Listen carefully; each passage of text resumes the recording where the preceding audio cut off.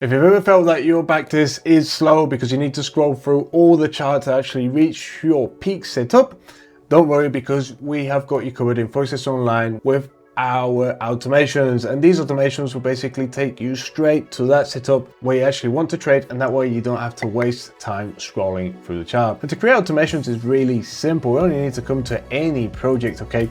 And if we're going to use indicators for our setups, let's say I trade with the RSI, I will need to add the RSI on the chart, otherwise it won't appear in the dashboard that we see in a minute. If we're not going to use any indicators, we don't need to add anything, obviously. And to create the automation is really simple. We only need to come to this tab up here and see this little clock here, create and manage automations. Here we can create a new one if we don't have any existing. And here we'll get our dashboard where we can create automations based on the candles. Well, so let's say when we find some patterns on the candles or whatever, or we can create them based on the indicators. And here you see bid price of USD. If I click here, we'll be able to see the ask price as well, and indicator value. This is in case we would want to use indicators. If not, we can base them on sessions or on time. In this case, we're going to do it with an indicator value. And this is similar as creating a trading robot when we're using these web pages to actually build trading robots. So it's more or less a similar process where we've got the RSI here, and what is the condition for the actual automation to valid. Basically, the condition it can be it's greater than, greater or equal, less or equal, whatever we want to add. In this case, I'm going to automate it so when the actual RSI hits above or below the 70 or 30 level, the actual chart stops scrolling. So I'm going to add greater or equal, and the specific value is going to be 70, so the top line of the RSI.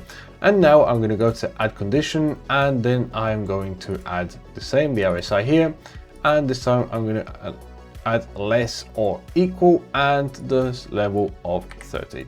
So this time, every time the price approaches either the higher or the lower level, what it's going to do is going to pause the testing. Here I can change it as well. I can add that it actually sets testing speed, or close all positions, or show toast notifications. Anything we want to do, we can set it in here. In this case, we're going to pause the testing, okay? Because obviously I want to look at the chart, see what's happening to see if I can actually get it set up. And then here we just set every bar and the expiration if we want it to actually expire, let's say in 1 hour, 2 hours, 3 hours, depending on our trading session. If we don't, we just leave it clicked out, and then we can just create our automation.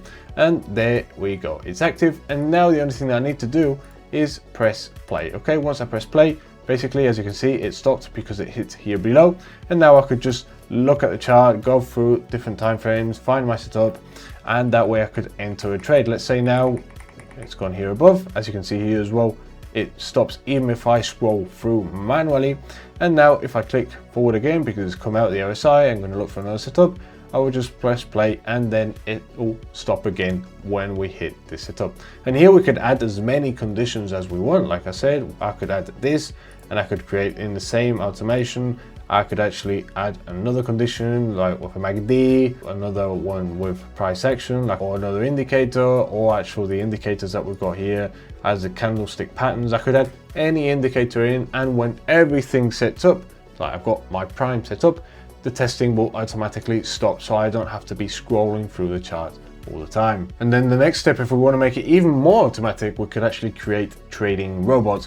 But that I'll leave it for the next video. If you leave your like and subscribe to the channel, and like I say, if you have any questions at all as well, back down in the comments, I'll read every single one. And so this, I hope you've enjoyed this mini tutorial. My name is Jack, and I'll see you next time.